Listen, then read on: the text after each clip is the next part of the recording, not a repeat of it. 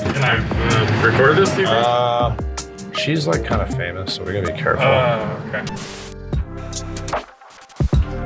Yeah, so I think basically in April of this year, 2024, right when we went on the market on this house, things really started to slow. And the luxury price point of really it's like 3 to 6 million has become very slow all throughout the valley. Studio City is a little bit busier than Sherman Oaks, and Sherman Oaks is a little bit busier than Encino. When I say busier, a little bit more demand. But you know, the ULA tax, which is a tax that was enacted a couple years ago in the city of Los Angeles, which taxes anything, or used to be anything above 4.995 million, it was an additional 4% tax to the seller.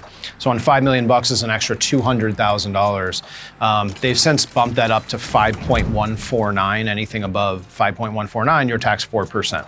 Anything above 10 million, I believe, becomes a 5% tax. So the luxury price point has really slowed. That in addition to, there's been a lot, I think, of speculative builds that have been popping up throughout the valley. So there's a little bit of oversupply, mostly in the west part of the San Fernando Valley, not so much in the Studio City area, which lies in the east part of the valley. But it's just become a very challenging price point to sell. So we happen to go on the market in April on this particular home, and that's right when things started to slow, unfortunately. This home is absolutely spectacular. The developer, Jacob, did such a phenomenal job of choosing finishes, picking the layout, design, everything.